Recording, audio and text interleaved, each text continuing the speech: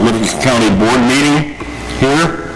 We've got a fairly heavy agenda tonight, so we're going to try to move it along. At this time, I would like to ask Marty Fannin to please announce our pastor for tonight. So, Marty?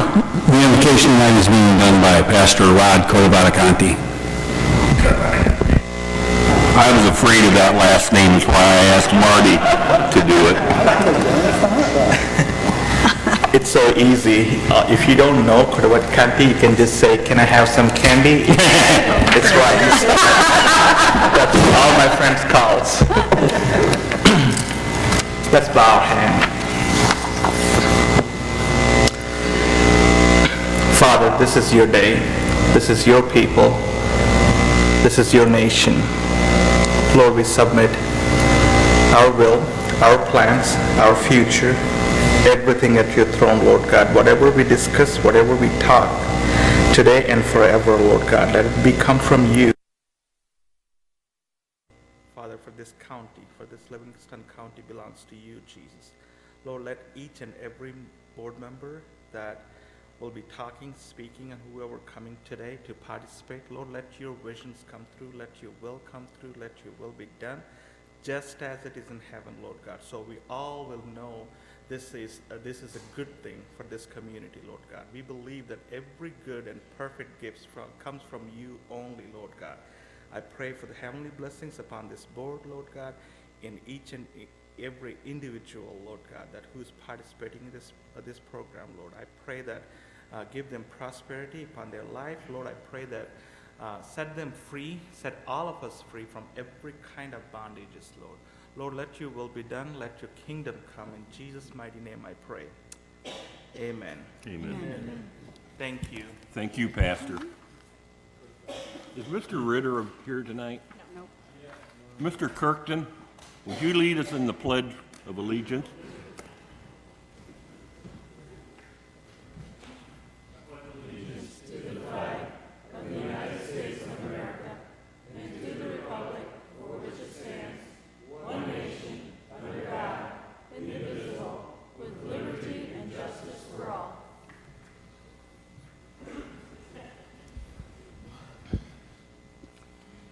Okay, Christy, could we have roll call, please? Sure. Arbogast. Yes. Weller. Yes. Ambrose. Carly. Present. Lovell. Present. Bitstum. Mays. Here. Airing. Here. Runyon. Here. Blackard. Here. Wilkie. Here. Kirkton. Here. Killian. Present. Bunning. Present. Flagel.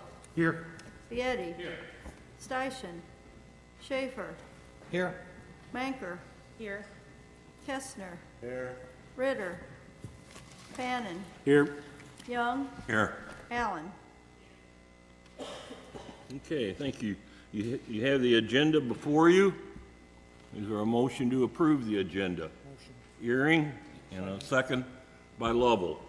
Any discussion? All those in favor signify by saying aye. Aye. Aye. Any opposed, same sign. And you have a copy of the minutes for your perusal. I will move it. Mr. Bunning made the motion. Second. Mr. Fannin second. Any discussion on it? Okay, with that, all those in favor signify by saying aye. Aye. All those opposed, same sign. Minutes are through. Tonight, we have Woodland School here to they'd like to talk to you about their STEM program. I don't know, do you have something you wanted to say, Adam? Okay.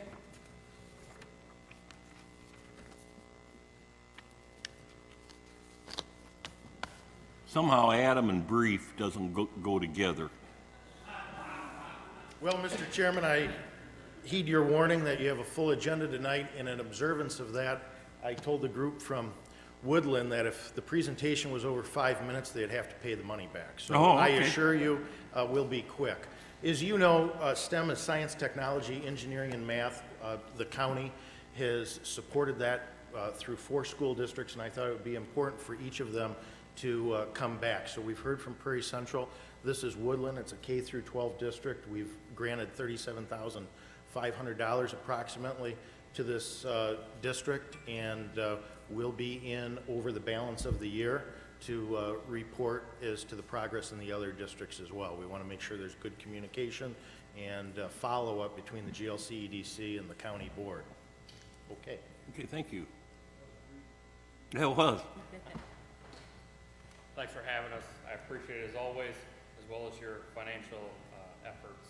A few years ago when we started our new STEM program. So we started with a middle school and a high school STEM class, so 2 classes 2 years ago, and we've grown it to 3, where every middle schooler in 6th, 7th, and 8th grade has STEM, and then we have a STEM 1 and a STEM 2 in our high school. So instead of me talking about what we do and what this is kind of has changed in terms of our math department, science department, STEM department, I brought 2 of our teachers, Ms. Hannah Cox, who teaches part of our math curriculum, as well as our STEM teacher, and then Mrs. Kathy Kalnicki, who's part of our science department and also teaches part of the STEM. And the math and science departments have now kind of been interconnected, and it's because of STEM and some of the things in which your $37,000 started, but then what other local businesses in Streeter have kind of added to it. So what we've kind of been able to do is showcase things and give our students,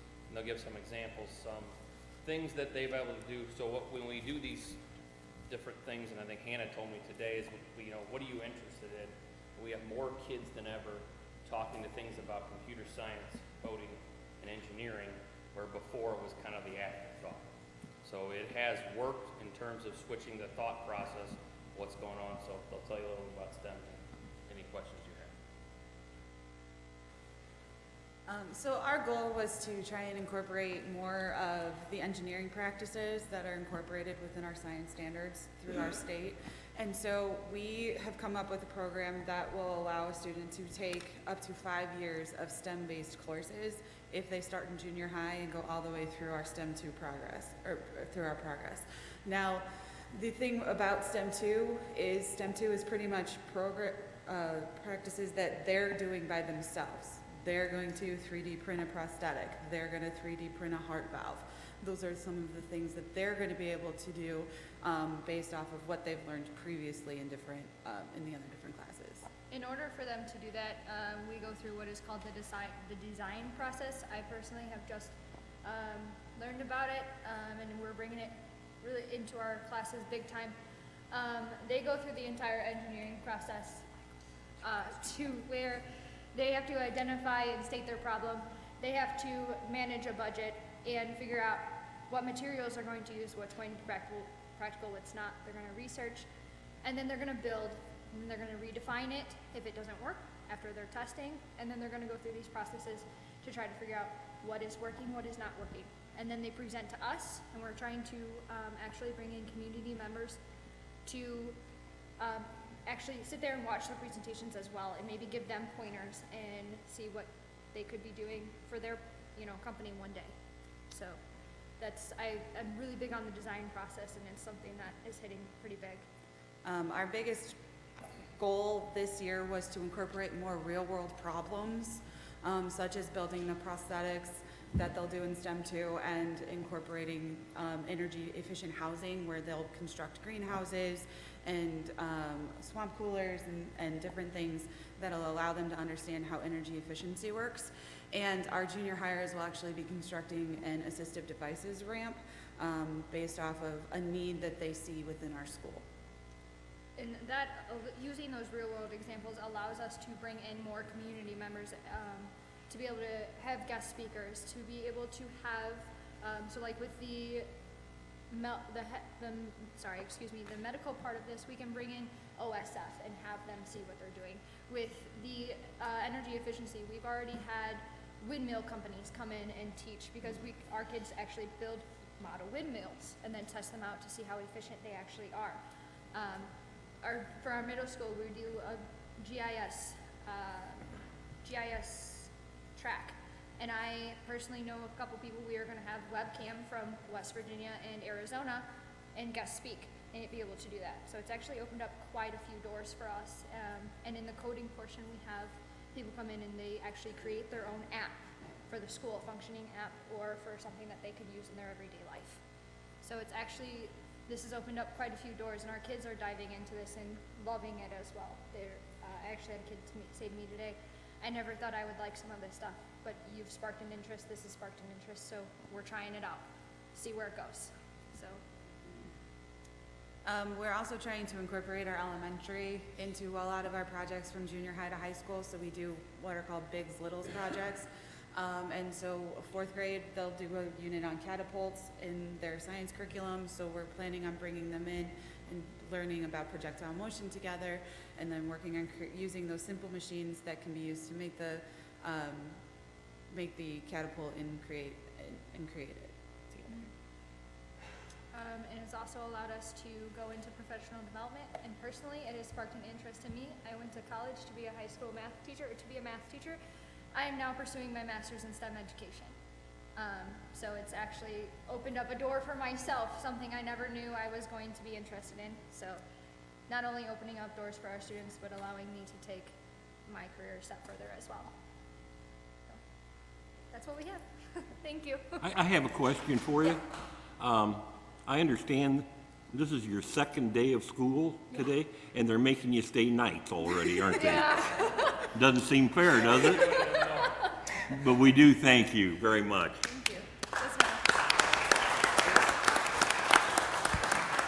Wanda has a question.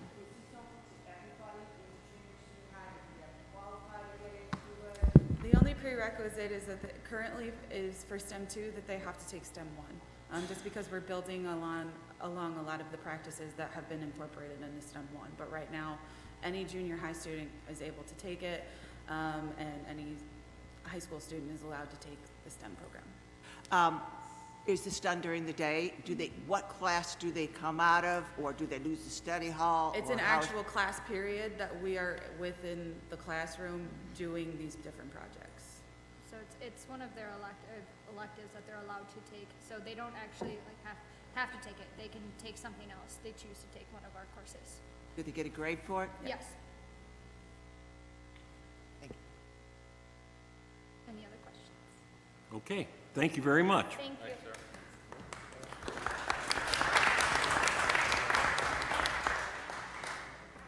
you. Okay, now on to the consent agenda.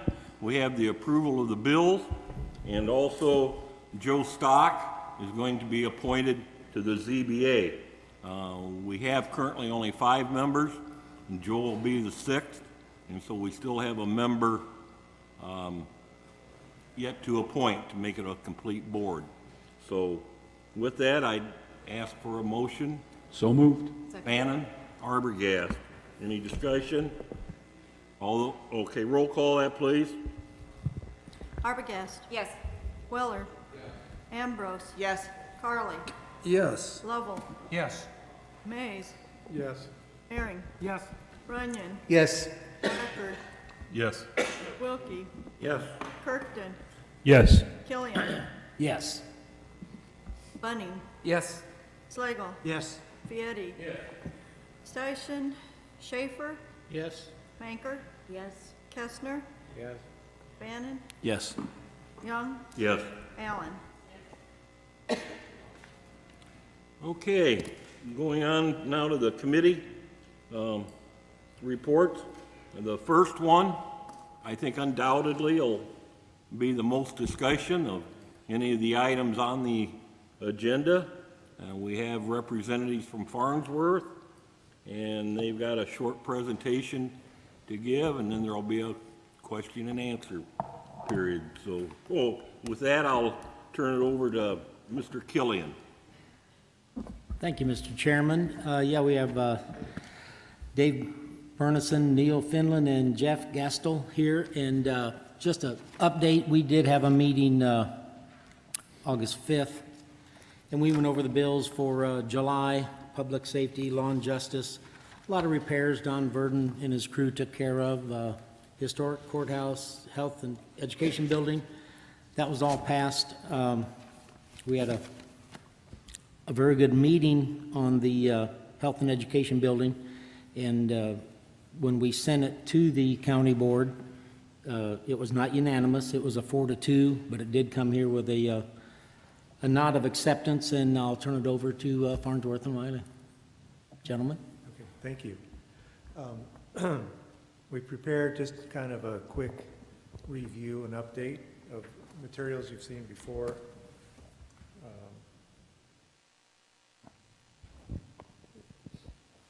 In different presentations, we've shared this process diagram, and I just wanted to kind of show the 6 steps of the design and planning process for the project. We've made it through steps 1 through 5, which was started with the functional planning and went through all the design steps. Now we've completed construction documents and bidding, and we're at the step between that and then the next final step, which would be the actual construction of the building. That step involves construction of the building and then also responsibilities by the team for monitoring, working with the contractor, monitoring quality and progress as we go. And of course, it's a kind of a dynamic process with the owner, architect, and contractor. I thought it might be helpful, though, to recap a little bit of what the planning process was in those first 5 steps, because not everybody, I think, was consistently on the committees, or maybe just it's been a fair amount of time. So we started those activities in December of 2017. We started working with the county's representatives, and we call them user group meetings, but it's basically with stakeholders and deciding what were important issues for the planning and design. When we got to a couple of months into that process, in March 1st, we had a committee presentation. We had studied 4 concepts. Concept 1 was the continued use of the existing building. Concept 2 was to build on a new building on the current site. 3 was to test out fitting the program into the existing Kmart building or store, the empty one. And 4 was to fit a program into property at North Ladd and West Washington Streets. There was kind of another one that came up during that time, which was to see if there was any chance of adaptive reuse of the Good Samaritan nursing home project. So we studied that. I think along with those activities, the committee studied, talked with realtors and talked to about other properties as well. When we got to the end of that meeting, the idea was that concepts 1 and 2 were selected for us to study further. We did that, and then at the April 16th workshop meeting, and then a May 7th committee presentation, it ultimately led to the presentation we had here at the board on May 17th. We had reviewed concept 1 and 2 and presented those for consideration. That led to some refinements, and I think there was some, I'll show you in a minute, there was some issues about orientation of the building on the concept 2, which was the building, new building. We had studied the different possibilities of possibly building to the north of the existing building. After consideration, that was not selected for further development. I'll elaborate on that in a second. And then the design was to build a new building to the south, but oriented towards Manlove Street.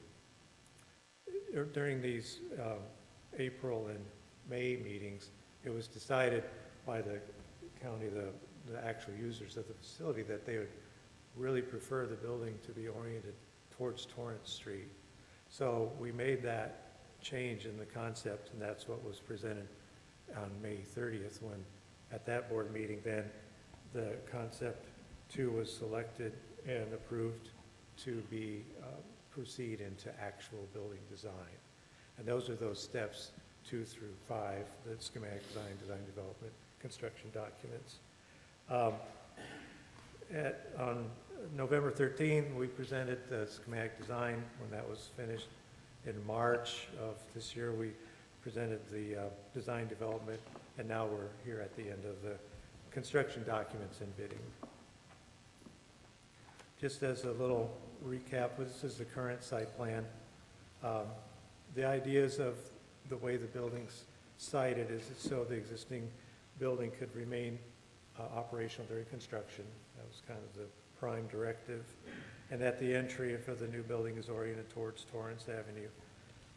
The parking and drives are configuration to support and serve the adjacent IHR building. And then it also kind of folded in the opportunity as a separate undertaking. The IHR building could expand to replace space they're currently using within the existing building. That will be gone once the building comes down, and it preserves some opportunity for other development to the north. There's been some interest in looking closer at that idea of putting the building on the north side of the existing building. So we prepared this drawing just to kind of illustrate the issues that go along with that idea.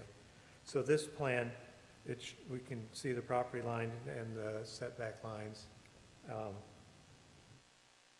You can see the building footprint placed as close as we could to the setback lines on the west and on the north, trying to stay out of the existing building, but staying true to that orientation towards Torrance. The tricky part with this is that the stormwater retention has to be in the northeast corner of the site. And it's a big area of space. The green shape that I've put on there is maybe a little bit smaller than what it really needs to be. But we're just kind of testing it out. It would have to be actually calculated more to know exactly how big it is. And of course, it varies by how steep it is, that kind of thing. But the real takeaway is that in order to be able to fit the building to north side, you have to compromise a few things, like the idea that we wanted to have an entrance that had parking in front of the building, kind of a welcoming approach with a natural flow for wayfinding from parking into the front of the building, and saving the other side of the building to be more private, a secondary entrance. What you see here is if we put the building to the north, we kind of carve into real close to the existing building in front of the IHR building. We could get a driveway in off Torrance, and we could get maybe some handicapped accessible parking in front. But working around the building and the stormwater retention, our parking lot would have to be in the, basically on the back side of the building on the east. It would be a little bit similar to the current design where you'd have a phase 1 and phase 2.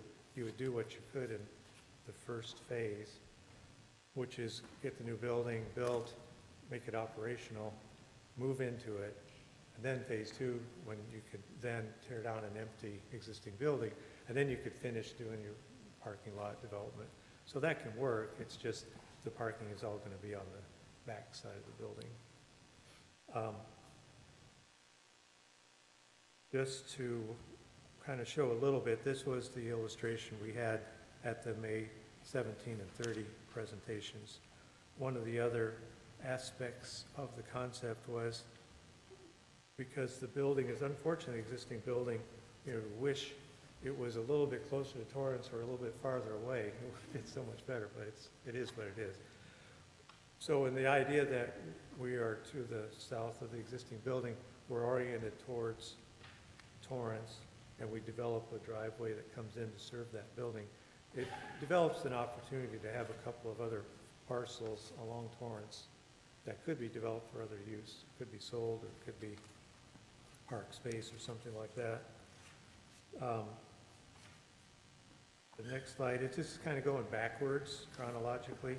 So this was the design that we had at the March 1st and the April 16th meetings, where this was before they decided we wanted to get the building pivoted around and orient towards the north. We were thinking that, well, if we have to be south of the building, let's just keep everything south of there. And it would need to have a eastward orientation towards Manlow Street. It was really kind of an issue, though, for thinking about the users of the facility, I think is why the idea of trying to pull in off of Torrance was an important issue. these are just excerpts of the previous presentation back in March, but just a little bit, some of the pros and cons of looking at the Kmart site. And I won't elaborate on this unless you want me to, but, and then other properties like the Ladin, Washington. What you see is there's just not a lot of properties available that fit the access or size, location. Some of the Kmart, and I don't really have a slide of the Good Samaritan one, but one of the problems with that one, not to mention nursing home and office buildings are different nature, but it was the access of a lot of the people that use the building are actually bike riders or pedestrian, and getting across all that busy traffic to those locations is tough. Where is Ladin, Washington? What's near there? It's by the train tracks. Is that, thank you.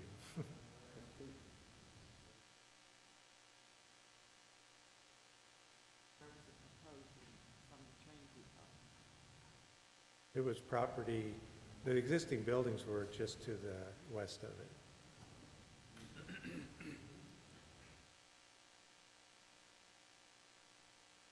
I think what it demonstrates was there's not very many properties of the right size and configuration. So, you all know then we've had the bidding process completed. We had 8 bids. We have a cluster of 3 lower bids, but all of them were higher than what we were hoping for.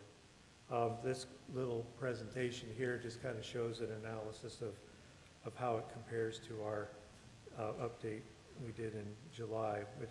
And basically what you see is the difference was in the site costs. The little part of the presentation down below shows that the difference of $625,000 consists of a tiny bit of landscape, but mostly earthwork and site storm water utilities, and then site paving. So some of it earthwork, it's just, I guess, just issues with kind of thinking through what the cost of opinion was going to be based on, making some assumptions and finding out that it's just worked out a little differently than we thought. The last slide I have here is just a presentation of what the current working schedule shows. Over where the red August 15 board we're at today in August, and then assuming that if you decide you want to proceed with the project, there's a few weeks of getting the contracts developed with the successful contractor. And then we're looking at you get started, it works pretty well with the year, the weather cycles, and it would be a substantial completion we're looking at in June of next year. The move-in from the old to new building would take place during the month of June. After that's done, the demolition of the existing building would take place in July. We kind of floated a little bit between August, whether it gets done in a month or if it needs 2 months.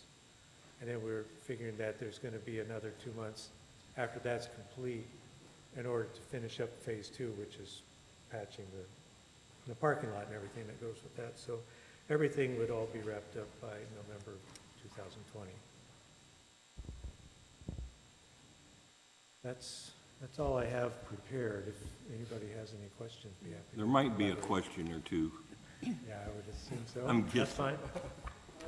I think a couple of the concepts like Kmart and the Ladd Street one were eliminated before we ever saw them. Could you run through the Kmart one again? Thanks. I didn't bring all the slides for that one, but let me just, part of the pros and cons, the pros of building like that, of course, there's plenty of square footage available. So and there's plenty of parking, more parking than you would need. And it's less expensive than building a whole new building. So those are all good things. The cons were that there's limited ability to have separate entrances there was kind of important on the function of the building to have a discrete entrance for the family health side of things from the front door. There's limited ability to have spaces with natural light in a big box building like that. There was thought that there was lacking privacy for people using the health department in general. One of the things that's appealing about its current location out on the outskirts of town is very private. Unless you're driving out there, you don't see it. And that location on Route 6 there is, or Historic 66 is, it's pretty high on display. It's a busy area. It's big though. And then also there's sort of an intangible, but it's impacted by the future success of that whole property's redevelopment. Is it going to be something that, you know, gets revitalized and comes back to life, or are you going to be like this little island of developed spot in a somewhat blighted looking condition right now? Those are the primary issues. I don't have it on this slide, but I think the issue of that access I was talking about with the type people that do use bikes to get to this building, it's better than getting all the way down to where Good Samaritan is, but it's still a pretty busy road there. Is that enough information, or? Yeah, thanks. Okay. I mean, I think we weren't shown this because at the time someone was thinking about using it for a museum or something, and it was chopped off the list. And now this seems like a pretty good alternative. Oh, yeah, I would have to leave that to you. Okay, thanks. I have a question. Oh, go ahead, Tim. Do you ever get commissions where somebody says, and this is kind of function dictating where we went? Do you guys ever get commissions in your professional life where somebody says, fellas, there you go. We gotta do this, but I'm gonna spend $5 million to make it happen. Do you ever get those types of commissions? I'm not sure I followed Okay, it you said, completely.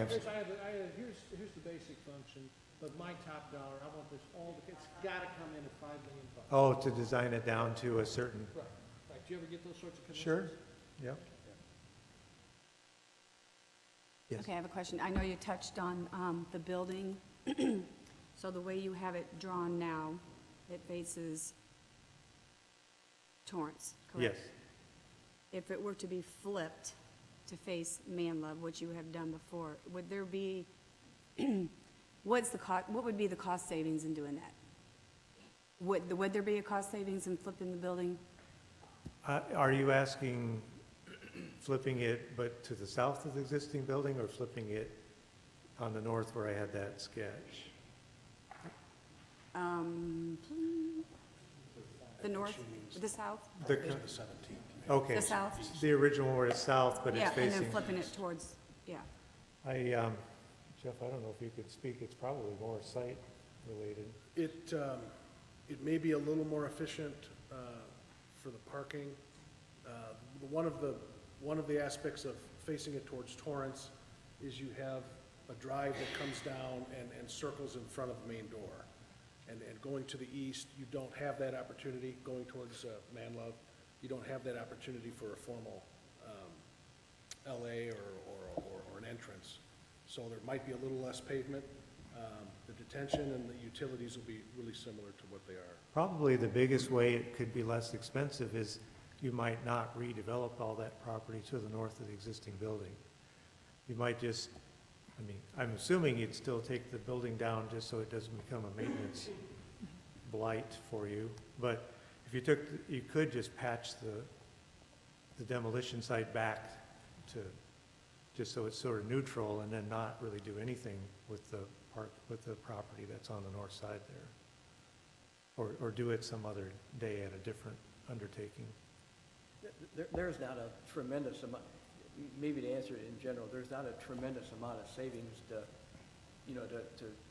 swivel it 90 degrees towards Manlove. The biggest thing that we talked to the committee about was when we're south of the existing building, we have to pipe around the existing building because it has to remain in service So we're bringing sanitary sewers around, we're bringing storm sewers, because our parking lots are close to that building, and we're having to pipe out those things. We've got water main that's coming further south on Manlow to serve the building. So it's a utility thing. A lot of that had to do with, like Dave said, with regard to when it was south, or as it is south, it's pipes to get around the building, plus it's fill to raise that building so that stormwater flow does continue to go to the north towards Torrance, because that's the outlet.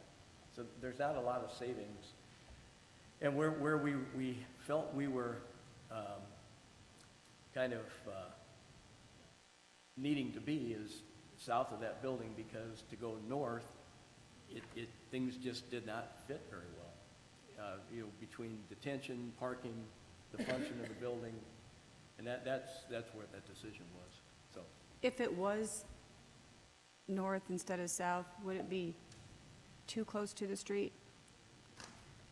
I mean, would that be a problem? we're crowding. It's kind of an opinion, I guess, as much as anything else. We're crowding the north setback, like is shown on that drawing. There's a 30-foot setback off the south right-of-way of Torrance Avenue. So we're pushing it as far north as we can, by zoning code. And as Dave mentioned, all that we're allowed then to do up front of the building is probably some handicap parking. So where it got tight to the north was just how much room was left for parking or stormwater detention or those kind of things. And as you said, you're right, Dave. The existing building's just in the wrong spot, for us to make this thing really work as economically as we can, or as functionally as we can. Could it fit in there? Yeah, but I think you said before that it's the function of it, just how it looks, and how it functions, with parking and stormwater detention. So that's a lot of why we ended up where it's designed now. Could that building be flipped up closer by the street, flipped 180 degrees where the main entrance is facing the current parking area? I've tried spinning it around and nothing really, you just trade one set of problems for another one. And that's the backside of the building, isn't it? Right. That long straight run. Right. Is the rear of the building. That's the private entrance. Yeah. More of a hidden entrance. Mr. Ritter? Thank you, Mr. Chairman. First of all, I apologize for my tardiness because I was at school. We have an all-school event tonight that we're mandatory to go to. Second of all, I guess, and I know I've missed some stuff, so I apologize on that. I really do. I guess really the big question that I have, and there's a number of them, but I would think the number one question I have is, we started out at 5.3 million, and we're at 7.2, 7.3 million, I don't know what it is, doesn't matter. And it's my understanding that that's the lowest bid that was received. Just out of curiosity, how many bids were submitted?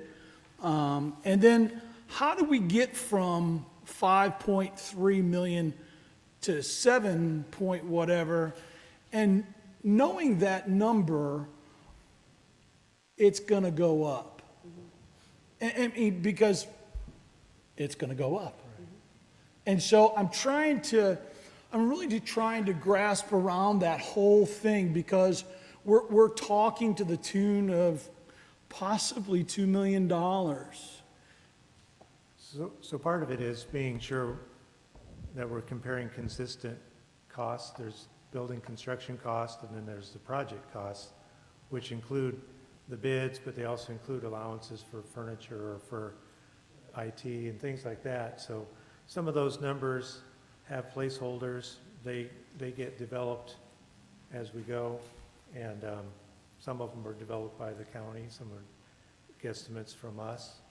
And so it was really about a $6 million comparison to that, not to undermine what you're saying, but so some of it is that those allowances for some of those different costs have turned out to be more than what we thought. You thought, like for furniture at the beginning, are you gonna, maybe you think, oh, we'll reuse a lot of furniture. And then at the end of the process, you know, like, no, we're not gonna do that. With a new building, we're gonna put in, just speculating a little bit here, but something like the site costs that we saw, one of the things in the bids that I mentioned just a little bit ago was like $600,000 of this cost increase is with our bid results in the site. And it really has to do with the earth costs are a lot more than we were thinking originally. Site paving was more, utilities were more, but it really had to do with the reality check of what it really meant to have the two phases versus one, like on the utilities. And looking through the estimate at first, it was just lost track of that a little bit. So it's one of those things where once it comes into, you know, bottom line, this is what it really is. So let me understand what, just because I'm really just internalizing this, let me understand what you're saying. You're saying because we're doing this in two phases and having to do different dirt work and utilities, it's charging us up to a tune of $1.5 million, maybe $2 million, we don't really know. But because we're saying this is how we have to do it, it's coming in $2 million more, $1.5 million more. Not exactly. I really want to understand this, I do. So if you could help me through To do that. that, you'd have to go through the whole project cost. Dave, I think he missed the part of the presentation when you went through where those cost differences were. So if you go back to that Okay. slide, that may be helpful. Yeah, you're right.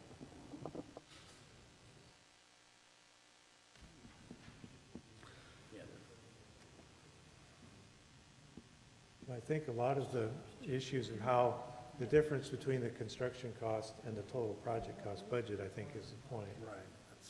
So there's a lot of issues, but within the construction cost part, the cost of, like, the building itself was pretty much what we thought it would be. It's the site was $625,000 more than we thought it would be. The other parts of that variance, though, are other things, like decisions that have been made about furniture and made about technology, about putting a contingency into the project budget, things like that. Looking at this, in the yellow, the 625, 85, 875 is the difference in the site preparation and finishing cost. And we're off by more than double. How is that the only option we have for that route? Or is this just, that's because that's the bid that came in and that's where we're at? We've looked back at where there are different ways of doing the design or different products or anything, and it all kind of comes back around, the design is really correct for what the condition needs. It's just the estimate didn't anticipate the right unit cost in some case, or the quantity. So it was just that the actual bid results from the contractors came in more than what we thought on that part of it. There were 8 bids submitted, and there were 3 bids that were 5-1, 5-2, and 5-4. So there were 3 bids real close to each other that really represents the cost of the project. Okay, Gerald, and then we'll, I got a couple questions here. First of all, you started out with a retention pond in front of a building. Gerald, are you using your microphone? I got it on, I think. Yeah. You talked about this retention pond, but you're not exactly sure of the size of it yet. That's one question. Second is, you talked about building the building and selling lots in front of a brand-new building you're gonna build to build something else. Now, does this make common sense to anybody? To take a brand-new building and sell lots off in the front for somebody else to build something else? It was your committee's idea. Well, I mean, I think it could be a valid idea. You might want to be careful about what kind of property went, or what use went with that. That's why I'm with, I think the key, I'm sorry, I don't mean to interrupt, the idea of that boulevard sort of down the middle, preserving a nice landscaped approach to the building is an important thing to not lose track of, to offset if somebody, you're not putting another building that blocks the view of the main entry part of the new facility. I think that would be, I think that's really the important way to offset the risk you're talking about. I can answer the detention question that you asked. We have looked at that volume that needs to go in there. What we had to do, we looked at what we had designed in the other basins where the building's designed right now. And Jeff and I are the civil engineers on the project, so we looked at the volume that was necessary, and we consolidated it in that location. So we feel that's pretty close. It's not fully designed because we haven't gone into another concept or a whole full design, but we think that the space that occupies is pretty close to what would be necessary. so this could raise up the site storm and water up more yet on the estimate here. Would it raise the cost? No, it would not. It would not. It would not, no. And the other thing is, you say this building cannot be turned, but if that retention pond was not in front of that building, you took more of that space and put the parking in the back, because some people go to this building that don't want to be seen. From Torrance Avenue, you see everybody. And I sit here and think about this building being built. Parking can go in the back, maybe not the handicaps, maybe they can go in the front. I really got some mixed opinion on the design. Okay, I'm done, Bob. we're not gonna go a lot longer. Mr. Kirkton. Linda, you'll be next. Real quick, thank you, Mr. Chairman. You made a comment that I thought was interesting. You said the design of the building is based on what the conditions warranted. Did I hear that right? That's what you said, that the design of this building was based on that's what the conditions warranted. So I'm just trying to understand what conditions warranted the expenditure of $7.2 million. Well, I don't remember exactly what I said, so let me just recap. The design of the building itself was an outcome of a programming process with the users of the various parts of the building. We analyzed the space that they currently have. We talked about what works and what doesn't work, and distilled down what are the needs for new use. And then we studied a couple of different configurations of how they might be organized, and with the adjacencies and wayfinding and all those aspects, and that led to the somewhat unique size and shape of the building that we have. It's smaller than the current building's use, but it's more efficient, so that it's smaller is okay. Then I call it designing from outside in and designing from inside out. So that part was designing from the inside out. So we came up with a shape of the building that works, and then you work back and forth with the site to see how it fits on the site and go, it's kind of a process that you do it simultaneously. So your company calculated how many people in this county actually use this facility? I mean, you determined that, okay, based on this is how many people will use the H&E building that come to this facility, that helped you determine this design? It's the input of your staff with the space needs. That's really Because it's just interesting to note that in this county, there are 40,000 people. And based on my math from the Livingston County Health Department report, that's the people that actually use this building, and Tim Schaefer can check my math, but it's actually less than 15% of the county use the H&E building. One of the things about the building, and I know that the staff was sensitive to it, is that the use of the building depends on the funding of the different services that are offered in it. And that can change over time. It could increase, it could decrease. With that knowledge, then the idea was to design a building that's flexible in use. And if the worst thing from the functions point of view was, like, say, some of these services stopped happening, those spaces could be used for other type office functions as well. Yes, but 100% of the citizens of this county will be paying taxes on this building, correct? No. Homeowners, No, so correct. that would not be correct, because we have the funds already set aside in the construction account. Right, right, So right. we're not bonding or anything like that to where we have debt service to pay back. Okay. Okay, Mrs. Ambrose. Okay, first of all, Mr. Schaefer, I think I finally got what your question was, that if we gave them an X amount of money and said, make this work, because we did give many of the departments out there, they got things on their wish list, what they would like to have and all this and that's probably driven up the cost. And at least with just giving them a new building, a basic building, they'd have a new building rather than an old building to work in. And I do want to, it does seem to make more sense to put it on the north side. We would not have the site preparation.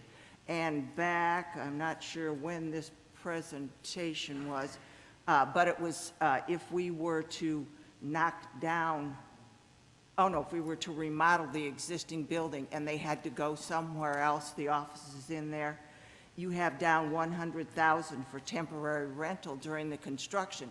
So if we went ahead and knocked this building down and put them somewhere else, we could slide it back from the road some. That saves $500,000 right there.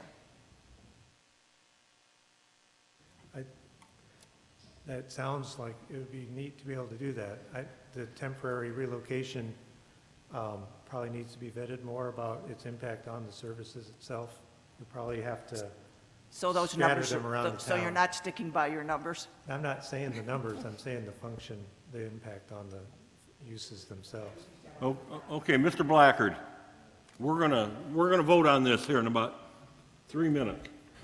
Okay, my comment is not necessarily about the drawings that you've done and the presentation you've given. Thank you guys very much. But you did make one comment in there, and that is that the biggest objection to the Kmart building is the privacy issue and the lack of a discreet entrance. I'm going to tell you guys right now, I voted against this the first time. I'm still against it today. And one of the reasons, when we voted in May, I asked about that specifically, and I was told that they would tell me after the meeting why we could not use the Kmart building. The answer that was given to me was the same one that you guys just mentioned, and that is the lack of a discreet entrance and privacy for the people that use it. Right now, if you're looking at the Kmart building, it is shielded from 116 by all the businesses in front. Landscaping can shield everything from 66, as far as that goes. And if you want to know the biggest reason why this is antiquated thinking that does not serve the purpose or the people that it's supposed to, and that is that when we try to hide this back in the back corner of the town, number one, it does limit its use to mostly Pontiac residents, not the county, because it's not accessible. Number two, it perpetuates the stigma that comes with these very sensitive issues. And that's exactly what was told me. Mental health and family planning, or the lack of planning for a family.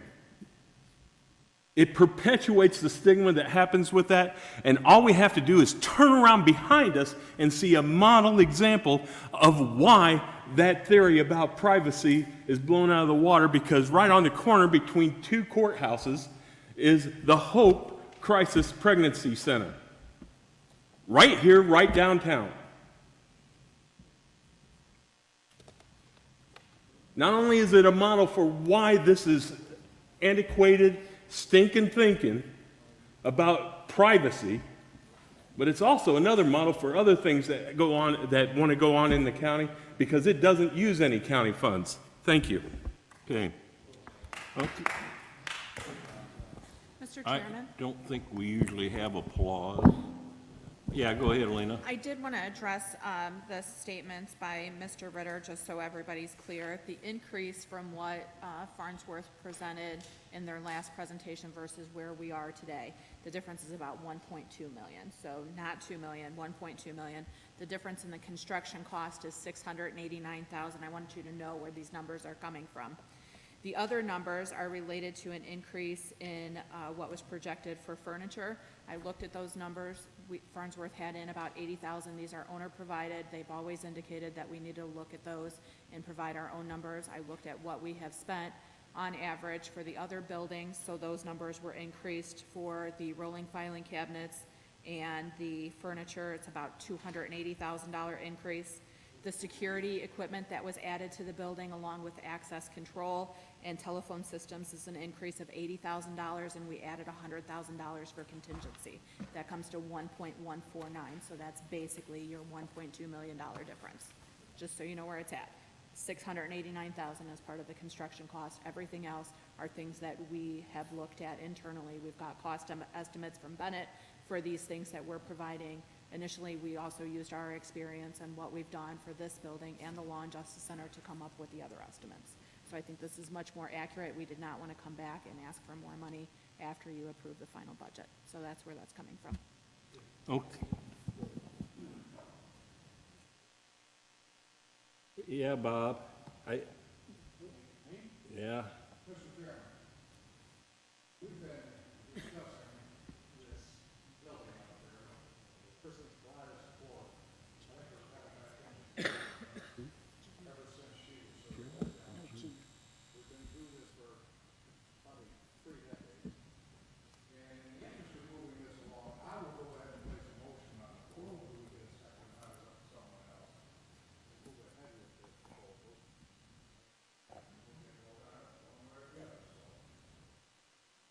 Motion was made. Vietti? We got a motion and a second.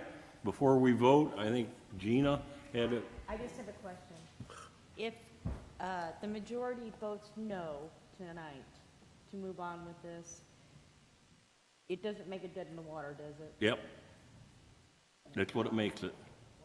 Why would that make it dead in the water? We've. It doesn't make the issue of having a new. We're still going to have to spend the money for the engineers and architects. That money's gone. Yeah. You know, we've been. I mean, it doesn't mean that it's going to be done. Well, we've tried for 20 years to get it done. This is the closest we've got, and I suppose anything can be resurrected, but Okay. it'll be more. I mean, you're just delaying the inevitable. And if a boiler goes out, and that's what we've been told every year for the last 3 years, you know, that's $500,000-$600,000 at least. I know I would not want my daughter working in that building for the way the HVAC is. So, Mr. Chairman? We've got a motion and a second. Yes, Mark. Yeah, I just want to address Gina's question there. I've supported this all along because I do believe something needs to be done. But I'm going to vote no tonight because the 7.2 million is just too much for me to swallow.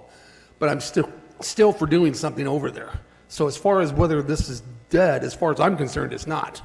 This is just a temporary no on this, and let's take a step back and reevaluate. That's how I see it. Okay, we're going to vote. Yeah, we spent 300 or 400,000. Yeah. Okay, let's go ahead. We got a motion and a second, and we've had discussion. Let's have a vote.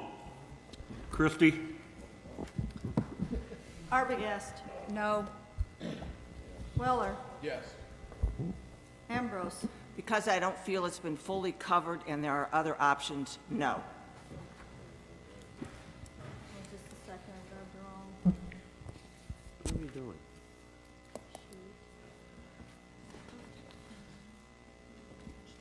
No, I got it here. Okay, I got it now. Yes. And what was your vote, Linda? No. Carly. Yes. Lovell. Yes. Pittston. No. Mays. Absolutely no. No? Okay. I think Aaron? he said absolutely. Absolutely, huh? Okay. Aaron. I'm voting no because I think the building needs to be restructured the way it sits, and at the taxpayers' money and the money that's just being spent for this building, we need to think about things twice. I'm voting no. Runyon. No. Blackard. No. Wilkie, No. Kirkton, No. Killian, Yes. Bunning, Yes. Flagel, No. Fieri. Yes. Dyson, Schaefer, Whether we rebid it in the spring, or design it in some other fashion, or look at a budget ceiling, but for today, I'd vote no. He admitted it would Manker, a lot less. No. Kestner, Yes. Ritter, No. Bannon, No. Young, Yes. Allen.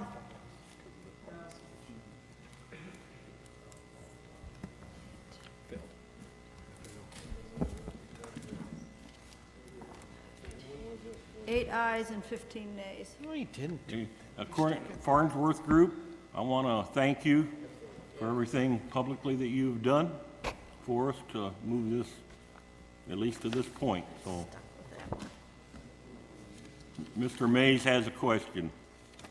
We've done paid you for this money for these designs. These are our designs, or they go bye-bye? I mean, because this might still go on. I mean, just today is a no. I mean, we're basically paid. Can you come to the mic? I'm sorry.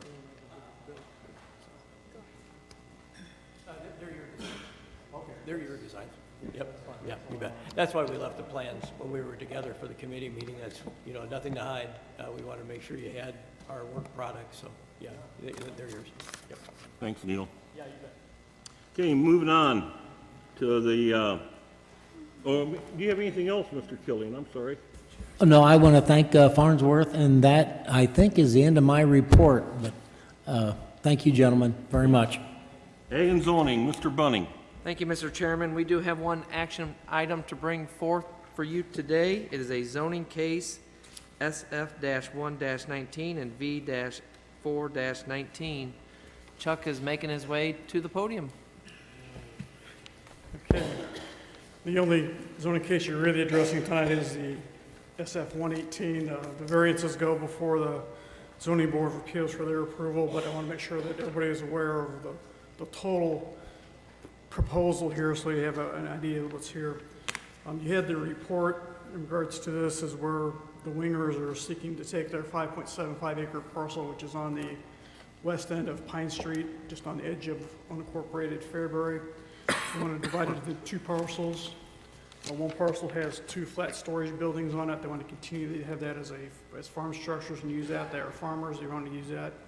And then on the west parcel, they want to develop it into a residential lot where their son will build a house on the property in the near future, and he'll be part of the farm, or as he gets older, the father ages, he'll become more of managing the farm and living there in regards to that. This has gone before the Planning Commission, the Zoning Board of Appeals, and the Ag and Zoning Committee. At both the Planning Commission, actually all three meetings, one of the concepts comes up is that, with the proximity of the city of Fairbury in regards to this, because the city limits are actually join this property. So if they wanted to annex it, it's available to do that. The owners did talk with the city of Fairbury, and it came out at the committee meeting that they're willing to continue negotiations with the city of Fairbury as to, maybe annex it in the future. The discussions had to deal with, number one is the proximity of water and sewer. And they're still both hundreds of feet away, so they're not real close at this point in time in order to do that. So they felt at this point in time, for at least the current use, the zoning case to come through the county, have it approved there. And if the decision is between me, the city, and them, then possibly they have the annexation going on in the future. The variance had to deal with lot frontage. Pine Street actually ends in the middle of this particular lot. And it is zoned on the edge of an agriculturally zoned area, which requires 150 feet of frontage along the public road. Pine Street is a 70-foot wide right-of-way, and they agreed to take this lot. If you look at the plat on it, they take a flag and take it back to the east, which is half of that proposed right-of-way, which would be 35 feet, and the 35 feet abuts the existing adjoining public right-of-way at Pine Street, so they have access to do that. So the Zoning Board of Appeals did review and approve a variance to take that lot frontage down from 150 to 35 to accommodate what they want to do there. So So it's actually went through all three boards. They all recommend to be approved at this particular time. Questions? I was just gonna say Dennis and Carol were both at all three meetings, I believe. They were, yes. Questions for Chuck? Were there any objections? I beg your pardon? Were there any objections? There was no objections, no. Chuck, would you mind going through that 150 feet, getting reduced to 35 Okay. part again? Yeah, sure. In the county zoning ordinance, there is a requirement that a lot would have a width along a public road of 150 feet. Through the years, we've tried various ways to adjust that or reduce it, because we ran into some lots that had the long lanes leading back to farmhouses that were a third of a mile, quarter mile back off the property, which they didn't need 150 feet to divide the house off over the farm building site off of. So we decided to go ahead and address that as a variance in lot frontage, so that the zoning board could hold a public hearing on it and address it as a variance within that. So in this particular case, the applicant sought to have the lot frontage reduced from 150 feet of frontage along a public road to 35 feet.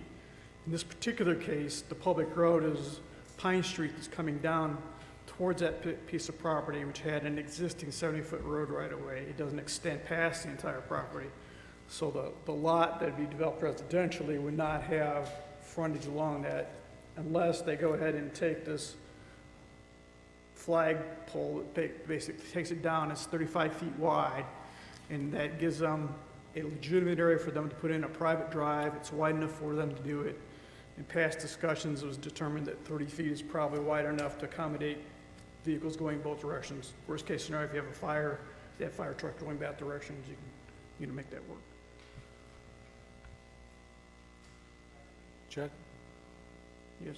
I guess I apologize because I didn't understand what you were saying there. Are they going to connect to the city water and sewer, or is it going to be well and septic tank? At this point in time, they're looking at using private water and septic, but depending on when it's developed and how the city wants to further develop the property, taking in all the considerations, they're open to the possibility of using city water or city sewer, depending on how it could be developed in the future. I think they're open to options that could be playing into this. The way Dennis left it, Mark, was discussions are still being taken place. You want to make a motion? We got one more question here. Yeah, one of the nice things is they are continuing to talk with the city if Pine Street wanted to get extended out. And then if Pine Street did get extended out, that would take care of this whole flag lot, the frontage, because then they would have entire frontage of the Pine Street. And that would take, I mean, obviously you'd have to have agreements from property owners on both sides for them to give 35 feet to create the 70-foot right-of-way to continue through there. But that is correct, yeah, they're both doing that. Yeah, and they did state there, if they did any building, it's not going to be on that line Yeah. anyway, so they are keeping the area clear. And just quickly, to use this as an example, last year we approved a zoning map amendment for the Knaps, who was on the opposite side of Fairbury, on the east side of 24, where they wanted to develop. We changed the zoning so they could have a machine shop for repairing trucks on the property. At that point in time, we were having the discussions. They had discussed with the city of Fairbury the possibility of using water and sewer.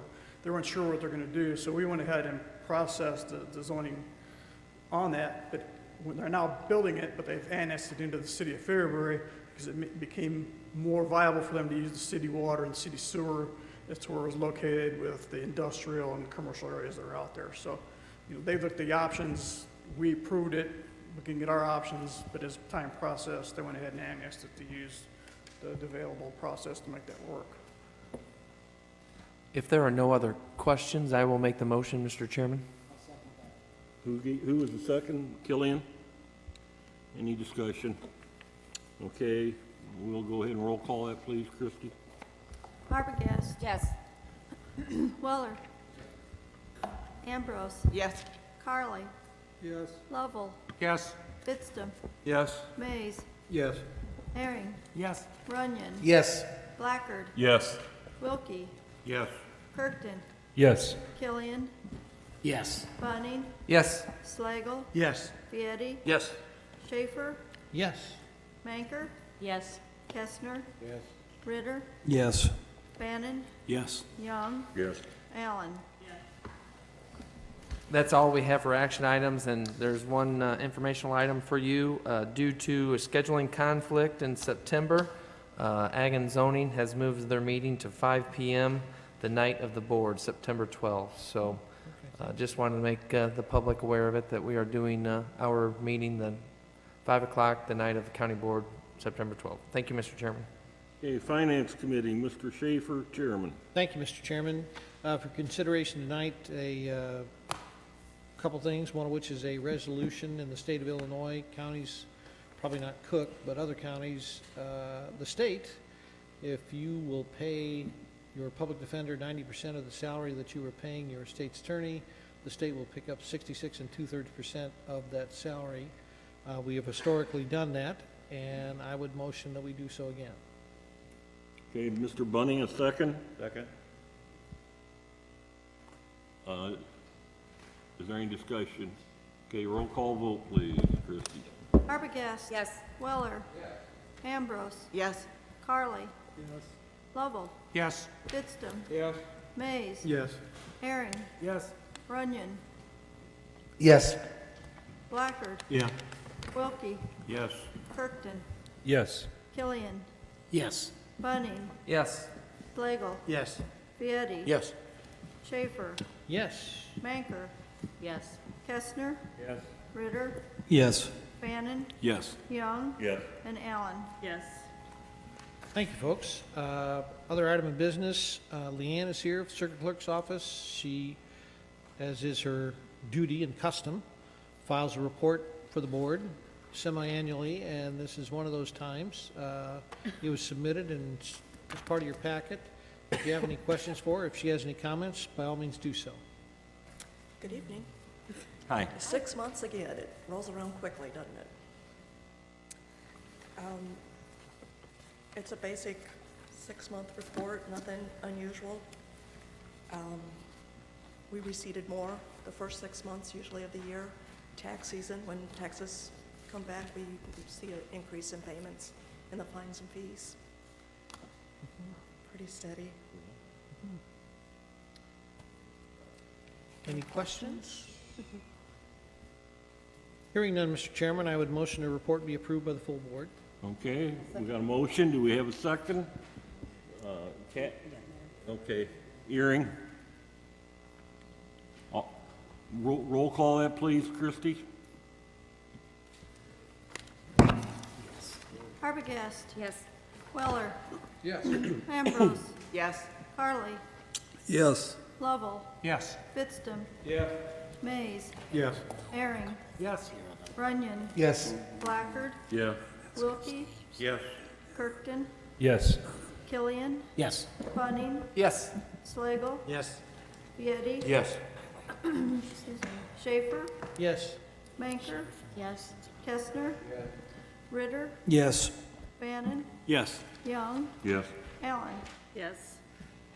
Thank you, Leanne, very much. And that's all, Mr. Chairman. Okay, thank you. Now we go to election rules and legislation. Mr. Carly, Chairman. Mr. Chairman, Election Rules and Legislation Committee had a fairly lengthy meeting for us. It was a very informative presentation by Christy Mashing and a couple of her cohorts, and they were discussing some new voting systems for the county. They had two people, I believe, two different companies that bid on it. One's a current company that we have now, and another is a new company. But she presented a very lengthy, I guess, dissertation on the pros and cons of both, and I appreciate the work that you put in. It was very informative, and John Sear was able to voice his opinion on things too, which is important because he's the guy that's the computer king here for us. So as it turns out, the two bids were, I'm going to call it fairly close. There was about $34,000 difference in the bids, and most of that was based on, in my opinion, and this is a fact, a number, but in my opinion, a company that doesn't have our work was going to give us a $55,000 discount if we took them, and so that right there, they were really more expensive. But I think what was very important to me was the fact that the way the technical support that we have and the service that we have. And I think, Christie, you can elaborate on this, but it certainly showed that the present company that we have does a great job. They're fairly local in central Illinois, and I think you've been really happy with their services. I don't know if there's any comments you'd like to make real quickly here, but. We've been very happy with Liberty Systems. We've had them the whole time that I've been clerk. They're exceptional, I think, in services, and when we talk to other county clerks and that, who have other election services, they don't get near the services we do for the money that we pay. And that's very essential when you're in this business, because election day and that, and working up to it, there's a lot of technical things, and they're right there with us to help. They have a great staff. In fact, Nita Runyon is here. She's the account manager. So if you have questions, we can answer some, or whatever you'd like. But we've been really happy with what we've received, and the equipment that they have, they've been using it, I think it was since 2017? 20.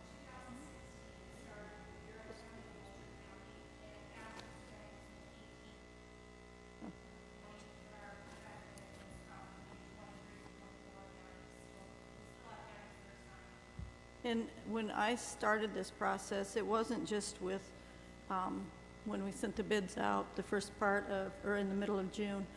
When we started setting aside the money 3 years ago, we started looking at that point, and we started talking with different clerks in that on the systems they had, the services they were getting, how they liked it or didn't like it, what they were looking at. And then when we got the bids back, we had both companies come in, and John and Gail Smythe, who's election deputy, and she's out there too. But anyway, we reviewed and saw the demonstrations, and John Sear, he's usually, I don't know, is he? He's in the back corner where he belongs. He's hiding. But anyway, we saw the demonstrations on him, and both companies presented packets of information, if you'd like to see that, to get in on the nitty-gritty. But the other company, we had them come in, and they had 2 representatives that they sent. They're located in Omaha, Nebraska, but they have representatives here, and they came and gave the demonstration, and then that probably took an hour or so. But then when they were done, we went through page by page of their book and asked them all kinds of questions. They were here about 3.5 hours, which I think was longer than what they planned on being here, but I thought it was, needed to do due diligence and go through everything that they had and proposed, and basically, from what we'd heard. And we questioned other counties, like I'd said, but we also questioned people we knew who had worked in the counties for the other had worked with that system in other counties, but may have gone to another county, and they were at a county where Liberty Systems was processing and doing their work, and they said there was no comparison to it. They were getting so much more than what they'd gotten from the other company. One thing too with the SNS, after they had gone through their whole system, we were talking about some of the prices on some of the individual items that they were pricing out, and they said, well, they had just given us like the base quote. They had different levels of service. So, and that was one of the things that the other counties had said, that they'd get their contract, and then they'd find out, well, it didn't include this or that, or if you wanted upgraded and you wanted more of this, and you had to pay more. But so that is, we're very happy with Liberty Systems. Thank you.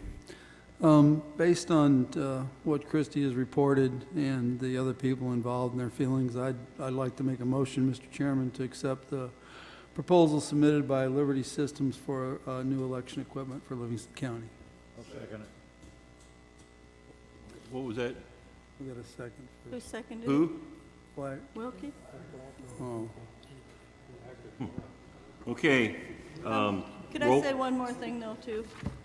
This won't be as lengthy as the last one you got from me, but I had 2 pages of why we wanted to go with this company, too. But now, one other thing that's very important and is the cybersecurity issues that are out there now.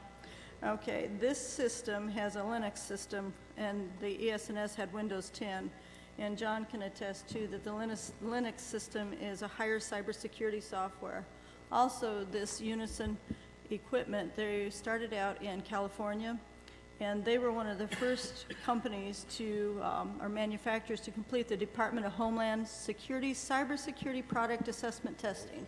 So, you know, they asked and went to get that done before a lot of people did, before it became a big issue. So, Okay, roll call vote, please. that's it. Question? Yes, Mr. Willer. Christie, how old is our old equipment? The equipment we have now is about 15 years old. I thought we'd had that quite a while. Mhm. Thank you. Yep, you're welcome. Thank you. No, let's try to roll call it. Okay. Arbogast. Yes. Weller. Yes. Ambrose. Yes. Carly. Yes. Lovell. Yes. Bittstem. Mays. Yes. Herring. Yes. Runyon. Yes. Blacker. Yes. Wilkie. Yes. Kirkton. Yes. Killian. Yes. Bunning. Yes. Slagle. Yes. Fieri. Yes. Schaefer. Yes. Manker. Yes. Kestner. Yeah. Ritter. Yes. Bannon. Yes. Young. Yes. Allen. Yes. Thank you for listening to my filibuster. Okay, Highway Committee, Mr. Chairman, Mr. Lobel. we have no action items. We got one informational item. He did purchase several pickup trucks from a local dealer here who was low bidder, and they're on order now, and it was in the budget, so that's all I've got. Okay, thank you. Personnel Committee, Mr. Vietti. Chairman, we did not meet this past month. That's it. Sheriff Jail License Committee, Mrs. Arbogast. Thank you, Mr. Chair. Since I was on vacation last week, I was not at committee, so I will pass this on to Mr. Weller. And Mr. Chairman, I'll make it brief. We got the reports from the sheriff and from the proactive and from the jail population report, and there's no action items, so that concludes the report.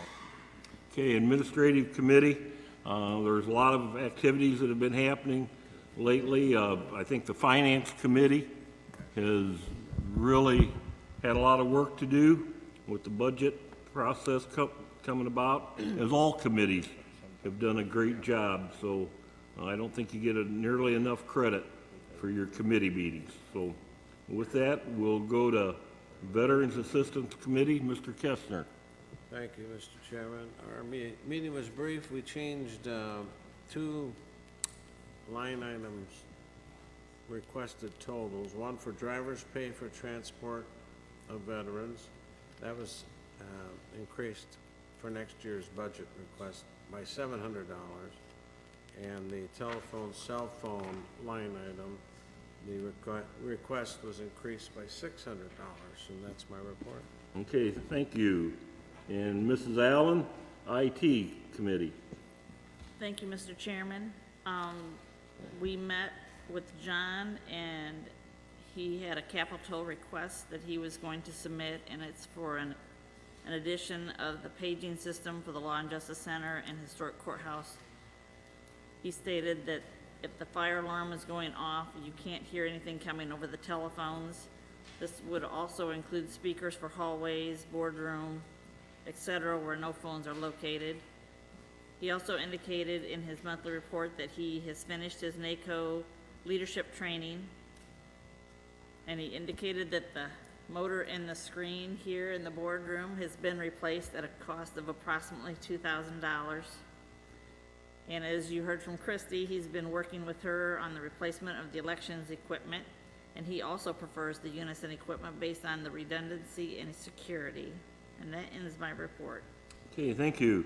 Livingston County Housing Authority report by Mr. Slagle. Thank you, Mr. Chair. I wasn't at the meeting this month. I was on vacation. It was July 18th. I did get a copy of the minutes. It looks like they elected the new officers, which are the same as last year. They're pretty full. They adopted a new executive and administrative succession plan, and they wrapped up their summer lunch for kids program, which was serving about 30 to 40 kids lunches every day. And the next meeting is September 19th. Thank you. Okay, thank you. Mid-Central Community Action report by Mr. Wilkie.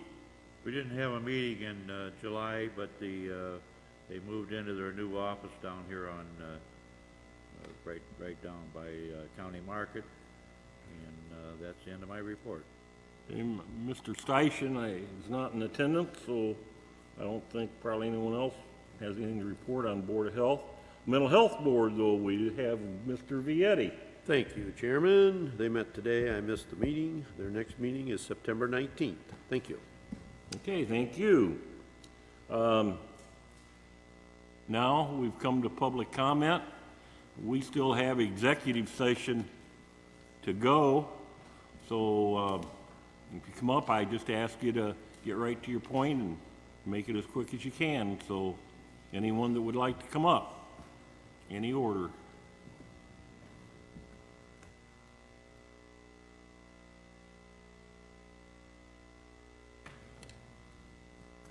I'm Joan Lipinski. Almost 9 months ago, after the Citizens Advisory Referendum passed, the board responded to the vote by determining to has responded to the vote by determining to place 2 tax increase referenda on the March 2020 ballot. While it was initially stated that the board would examine the issue while setting the 2020 budget, there is no evidence that that has occurred. At this time, the board's solution is to offer citizens a choice of a tax increase. Now it appears that the board, once again, has acted to avoid the issue until March. After checking with board members, those who responded to my request or interest were telling me that there is no program set specifically for your referendum. You state that you want a Livingston home health care program, and there is no set program for it. It has not been established. So you're asking people to vote for something. You said you wanted people to vote for something that you don't know what the program even entails. You've also not developed any strategy for educating the public. And in fact, when I asked some people about what they would do, they told me they were going to be working against the referenda. I don't know what the board feels about if you vote for something, if you are supposed to support it or not, if it's a board action. I feel like the voters have asked you as their representatives to support a health care program that cared for people in need, not a specific population, but a more general population, then your wording is probably going to be for the program. But it seems like that's been ignored, just as you ignore emails and phone calls and in-person questions from a lot of people who are following you and are interested. I feel that it's right for you to take action and to do what board representatives should do. I know that there have been a lot of comments about the people that come to the board meetings. We're interested citizens. We worked to get a referendum on the ballot. We didn't know what the result was going to be. We all feel like we need to follow through and do our job to find out how you are going to be responding to the public. I think that perhaps since you represent a much larger group of people, it would be a good idea for you to follow through and respond to the public for their wishes. And I also, on another note, want to know when the lights are going to be cleaned out of bugs. I've been coming to meetings for 2 years, and they've still been there. Thank you.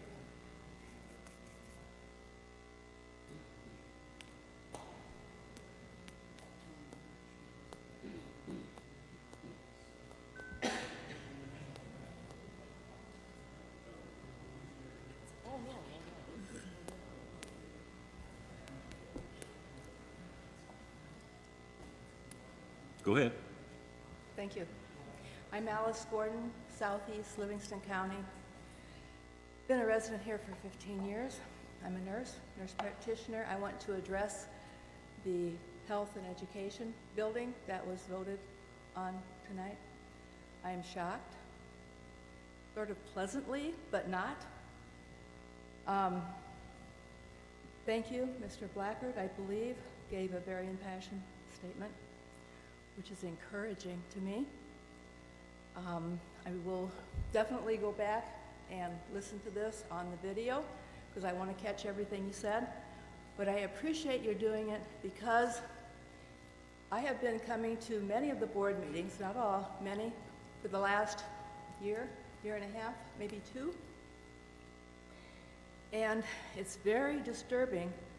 In the past, many meetings went by with the committee chairman, each committee chairman, I should say, giving a report about their meeting and advising that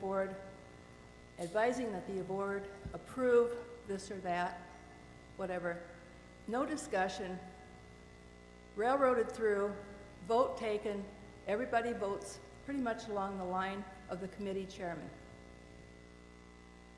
I kind of think tonight it didn't happen because finally, you all are sitting up and taking notice that there are issues on both sides, and you don't have to go along to get along. I appreciate that. Everybody should be studying all these issues. And I'm not very smart, but I've watched a couple of the issues. So anyway, I know that it's not easy to do, to follow everything. I went on a tour of the Health and Education building a couple of months ago. They definitely need a new building.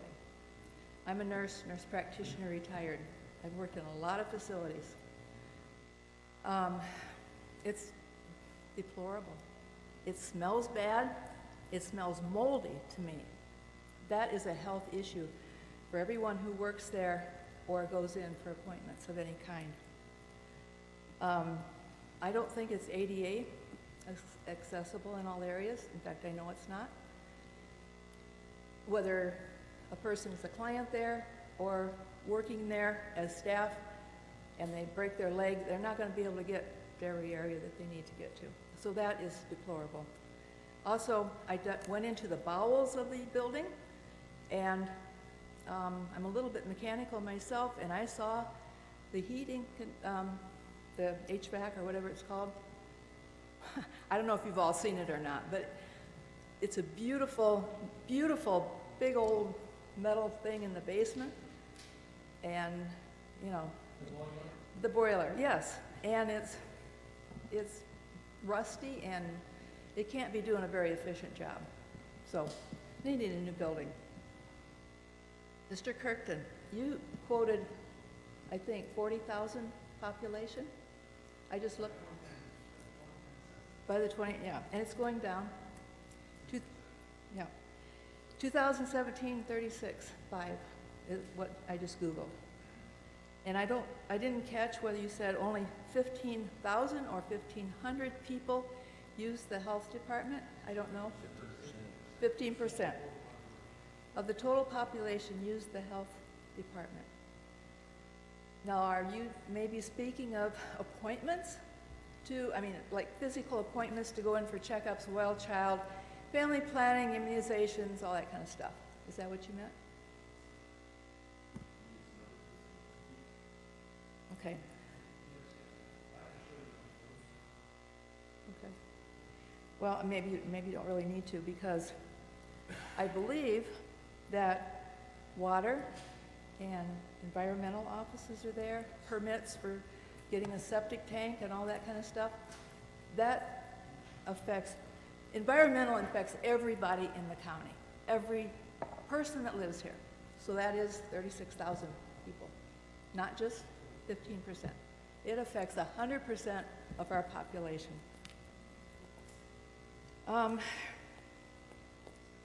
And not just those people that actually pay property taxes. It affects everybody.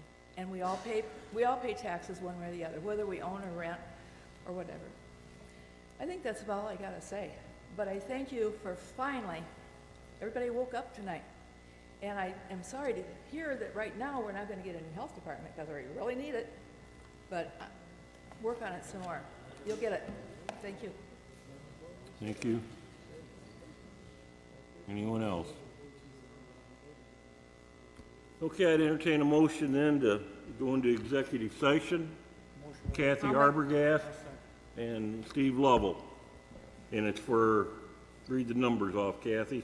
5 ILCS 120-, or /2C11 pending litigation.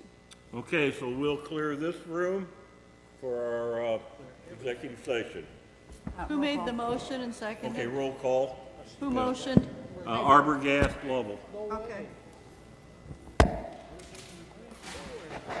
Arbogast, Yes. Weller, Ambrose, Yes? Carly, Yes. Lovell, Yes. Bitstam, Mays,